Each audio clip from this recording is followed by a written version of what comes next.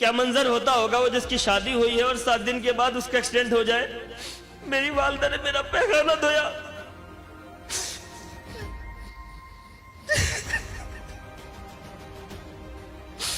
मुझे पढ़ा लिखा कर ग्रेजुएशन पोस्ट ग्रेजुएट करा दिया, एक हॉस्पिटल में एक डॉक्टर बना दिया। मैं कभी अपने वालिद को रेस्पेक्ट नहीं किया।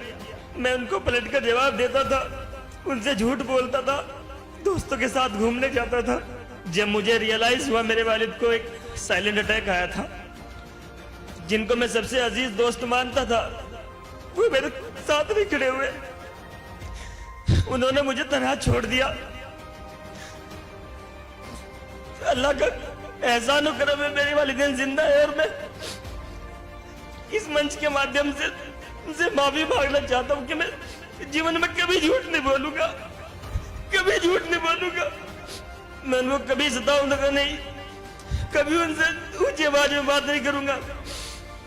मैं सभी को आपको यही कहना चाहता हूँ, ये प्लेटफॉर्म हम सबको इतना बढ़िया मिला है, तो जमा सर से इंस्पायर होकर के अगर आप एक छोटी सी चीज भी सीख के यहाँ से चले गए तो आपकी जिंदगी संवर जाएगी। मैंने कहा ना आपको कि आप बीमार हो जाओगे, आप 40 दिन नहीं 40 साल भी रहोगे हॉस्पिटल में। 40 साल तक पखाना धुलाती रहेगी माँ। अगर माँ अंधी भी है ना, फिर भी आपका पेशाब पखाना धुलाती रहेगी वो। इसी का नाम माँ है। मैं गांव से आता हूं और मेरे वालिदैन पढ़े लिखे नहीं हैं। मेरे वालिद ने खुद के लिए कभी कोई साइकिल भी नहीं ली और मुझे बाइक तक भी दिलवाई। मुझे पढ़ा लिखा कर ग्रेजुएशन पोस्ट ग्रेजुएट करा दिया, एक हॉस्पिटल में एक डॉक्टर बना दिया। लेकिन मैं कभी अपने वालिद को रेस्पेक्ट नहीं किया। मैं उनको पलट कर जवाब देता था, उनसे झूठ बोलता था, दोस्तों के साथ घूमने जाता था।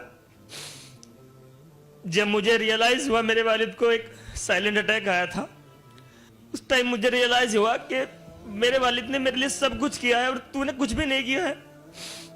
मैं उनको लेकर के दिल्ली पहुंचा, राम मनोहर लोहिया हॉस्पिटल में।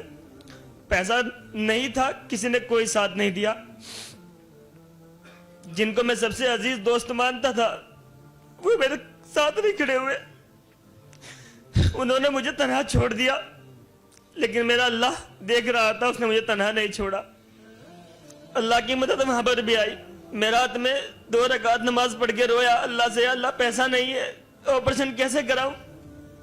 तो अल्लाह की मदद आई। हॉस्पिटल के अंदर एक मैनेजर ने बोला कि तुम्हारे पास इनकम सर्टिफिकेट है। मैंने कहा जी है, घर पे है पापा का।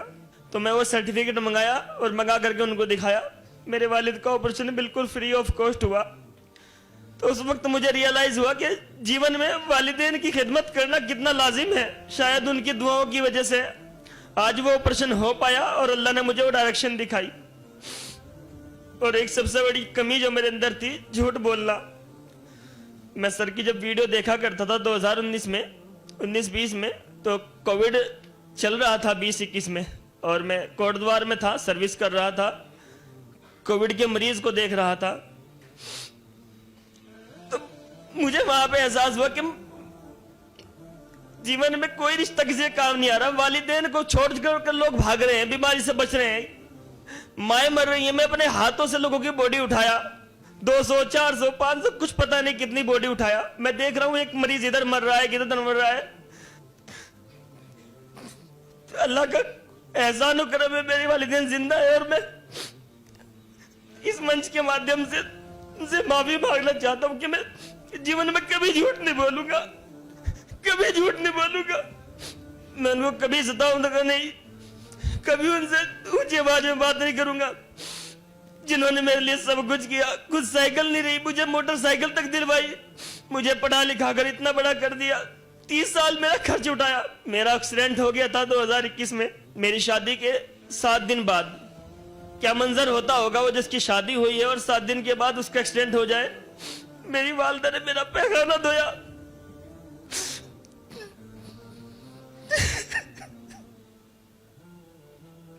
मैं सभी को आपको यही कहना चाहता हूँ, ये प्लेटफॉर्म हम सबको इतना बढ़िया मिला है, तो जमा सर से इंस्पायर होकर के अगर आप एक छोटी सी चीज भी सीख के यहाँ से चले गए तो आपकी जिंदगी संवर जाएगी।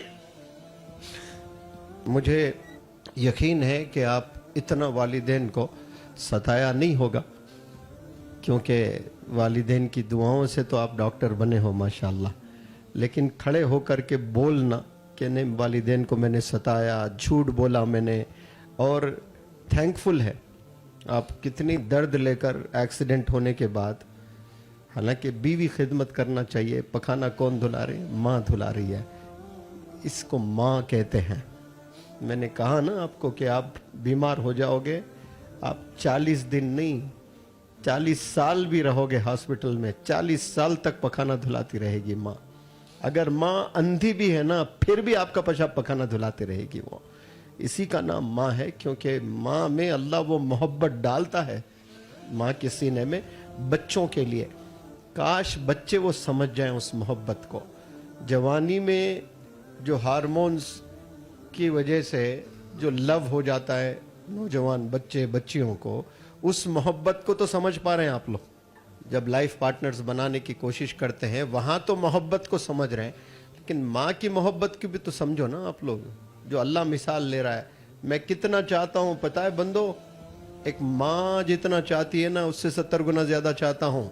एक गर्लफ्रेंड जितना चाहती है ना, एक लैला जितना चाहती है ना, अल्लाह ने ऐसा नहीं कहा। क्या मिसाल ली अल्लाह ने? माँ की मिसाल ली। और उस माँ की मोहब्बत को आप लोग समझ ही नहीं पा रहे हैं। अजीब हाल है नौजवान बच्चियों का, नौजवान बच्चों का।